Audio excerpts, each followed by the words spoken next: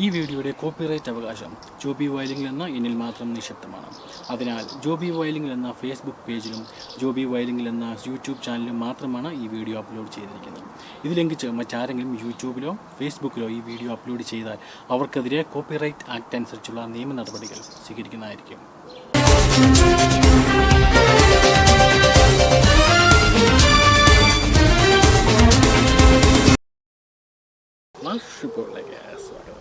ഇന്ന് മലയാളികൾ ഏറ്റവും കൂടുതൽ പേടിക്കുന്ന അല്ലെങ്കിൽ പൊതുവെ എല്ലാവർക്കുമുള്ള ഒരു അസുഖമാണ് പ്രമേഹം. മുൻപൊക്കെ ഒരു പ്രമേഹം വരുന്നതിന് ഏകദേശം ഒരു ഏജ് ലിമിറ്റ് എന്നൊക്കെ വേണം പറയാൻ പറ്റില്ല. ഏകദേശം 40 വയസ്സിന് മുകളിലോട്ടൊക്കെയായിരുന്നു സാധാരണയായിട്ട് പ്രമേഹം വന്നുകൊണ്ടിരുന്നത്. പക്ഷേ ഇപ്പോൾ കാലമൊക്കെ മാറി. വളരെ ചെറിയ യങ്സ്റ്റേഴ്സുള്ള പിള്ളേർക്ക് വരെയാണ് ഇന്ന് പ്രമേഹം എന്ന അസുഖം വന്നുകൊണ്ടിരിക്കുന്നത്.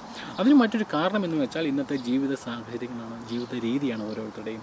എക്സസൈസ് ഇല്ലായ്മ, അല്ലെങ്കിൽ അവർ കഴിക്കുന്ന ഫുഡിൻ്റെ അളവിലുള്ള പ്രശ്നങ്ങൾ, അല്ലെങ്കിൽ അവർ കഴിക്കുന്ന ഫുഡിൻ്റെ അകത്തുള്ള മായങ്ങൾ, ഇങ്ങനെയൊക്കെ പല പല റീസണാണ്.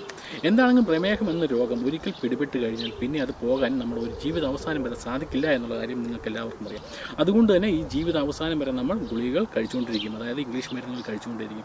ഇംഗ്ലീഷ് മരുന്നുകൾ നമ്മുടെ ഒരു സൈഡിൽ നിന്ന് നമ്മുടെ രോഗത്തെ കുറയ്ക്കുമെങ്കിലും എത്രത്തോളം അതിന് സൈഡ് എഫക്റ്റ് ഉണ്ട് എന്നുള്ള കാര്യത്തിൽ നിങ്ങൾക്കും അറിയാവുന്നത്.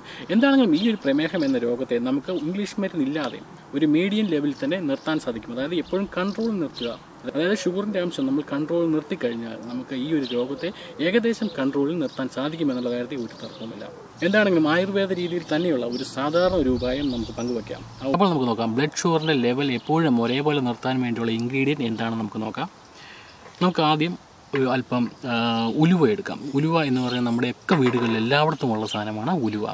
1 ടീസ്പൂൺ ഉലുവയാണ് നമുക്ക് ആവശ്യമുള്ളത്. രണ്ടാമത്തെ ഘടകം ഇത് കറുവപ്പട്ടയാണ്. നമ്മുടെ വീടുകളിലെല്ലാം ഇതും കിട്ടും. കറുവപ്പട്ട, കുറച്ച് കറുവപ്പട്ട, ഒരു 2-3 പീസ് കറുവപ്പട്ടയാണ് നമുക്ക് ആവശ്യം. ഇതാണ്, ഇത് ബാസിൽ എന്ന് പറഞ്ഞ ഒരു ഹെർബ്സാണ്. നമുക്കറിയാം ഹെർബ്സ് എന്ന് പറഞ്ഞാൽ ഇതുപോലെ തന്നെ പലതുമുണ്ട് നമ്മുടെ നാട്ടിൽ. അതായത് മല്ലിച്ചീര, ഇതിൻ്റെയൊക്കെ മറ്റൊരു വകഭേദമാണ്. അതുപോലെയുള്ളൊരു സാധനമാണ് ഈ ബാസിൽ. എന്താണെങ്കിലും ഈ ബാസിൽ ഇവിടങ്ങളിലൊക്കെ ഈ യൂറോപ്പിലാകമാനമുണ്ട്. എനിക്ക് തോന്നുന്നു ഗൾഫ് കൺട്രീസിലും കിട്ടുമെന്ന് തോന്നുന്നു. പക്ഷേ നമ്മുടെ കേരളത്തിൽ ഇത് കിട്ടുമോ എന്നുള്ള കാര്യം എനിക്കറിയില്ല. അതുകൊണ്ട് നിങ്ങൾക്ക് ചെയ്യാൻ പറ്റുന്ന ഒരു കാര്യം, കേരളത്തിൽ ഈ ബാസിലിനേക്കാളും നല്ല ഒരു കാര്യമുണ്ട് നാട്ടിൽ, അതായത് നമ്മുടെ തുളസി. തുളസി 2 തരമുണ്ട് എന്നുള്ള കാര്യം എല്ലാവർക്കും അറിയാം. സാധാരണ തുളസിയും അതുപോലെ തന്നെ കൃഷ്ണ തുളസിയും.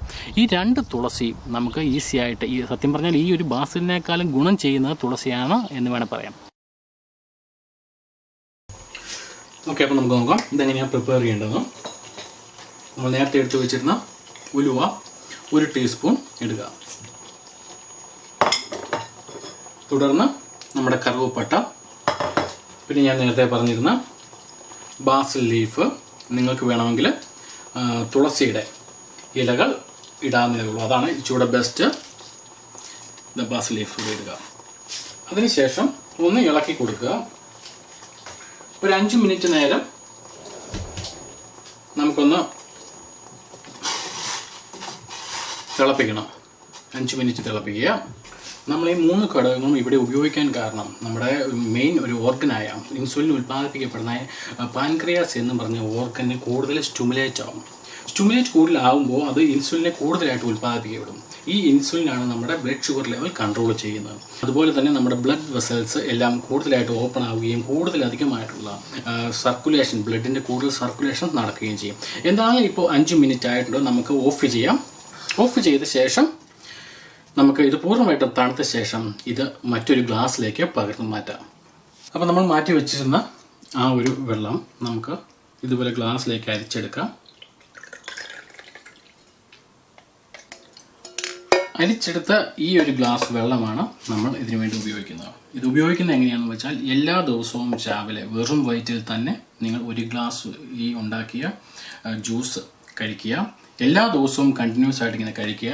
സിമ്പിളായിട്ട് തന്നെ നമുക്ക് തയ്യാറാക്കി എടുക്കാവുന്നേ ഉള്ളൂ. ഇത് കഴിക്കുന്നതോടൊപ്പം തന്നെ നമ്മുടെ ജീവിതശൈലിയിൽ ചെറിയ ചെറിയ മാറ്റങ്ങൾ വരുത്താൻ ശ്രമിക്കുക. ഞാൻ ഉദ്ദേശിച്ച ചെറിയ എക്സസൈസ്